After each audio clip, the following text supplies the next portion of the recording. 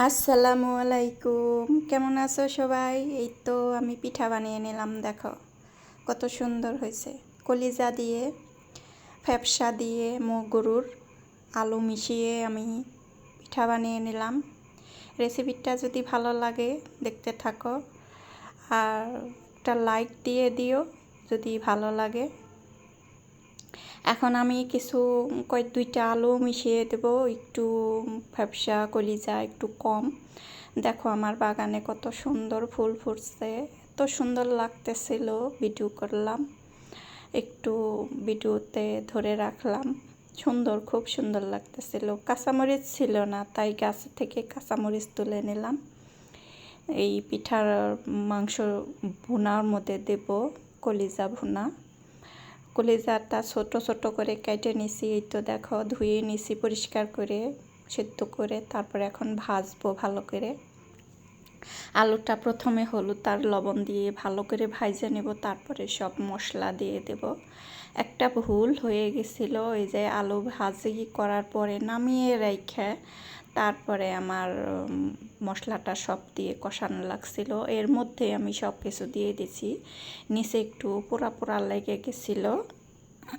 তারপরও ভাজিটা অনেক মজা হয়েছে।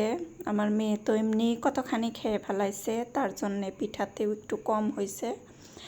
আর বেশি করি নাই, যেহেতু আমরা চারজন মানুষ, চারজনের জন্যে পিঠা এতটুকুর মধ্যে অনেক যথেষ্ট হবে। এই জন্যে সন্ধ্যাবেলা পিঠাটা বানিয়ে নিলাম। এই তো দেখো পানি দিয়ে দিছি, পানিতে একটু হলুদ দিয়ে দিলাম, লবণ দিয়ে দেবো। এখন একটু তেল দিয়ে দেব যাতে আটাটা মাখতে সুবিধা হয়।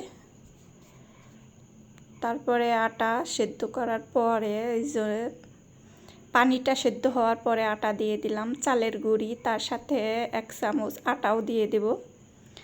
আটা দিয়ে দিলে হয় কি একটু নরম হয়, তুলতুলে হয়, সুন্দর ভালো ভালো লাগে খাইতে। সেদ্ধ হওয়ার পরে আমি আটাটা মাখি। এখন রুটি করব। এই তো লিচিগুলা আলাদা আলাদা করে ভাগ করে নিছি, যে কয়টা হয় আর কি। বড় বড় করে রুটি বানিয়ে আমি গ্লাসের সাহায্যে কেটে কেটে তারপরে পিঠাগুলা বানিয়ে নেব। আমার মেয়েও সাথে বানিয়ে দিছে। আমি পিঠা বানাতে গেলে একা একা হয় না, আমি রুটি বানালাম, ভাজলাম, আমার মেয়ে আর কি ভরে ভরে দিছে, পিঠাটা পুর ভরে দিছে, এত সুন্দর করে বানিয়ে দিছে। আমি তো শুধু ভাজলাম। এই তো যে এইভাবে ভরে দিছে, আমার মেয়ের সাথে অনেক হেল্প করছে। আজকের রেসিপিটা কেমন লাগলো? গরুর মাংসের কলিজা ভুনা দিয়ে পিঠা আমার ছেলের খুব পছন্দ, ও শুধু ওই কলিজা ভুনা দিয়ে পিঠাই খাইতে চায়, এই জন্যে করে দিলাম। এই তো গ্লাসের সাহায্যে কেটে নিছি, এইভাবে আমিও বানিয়েছি।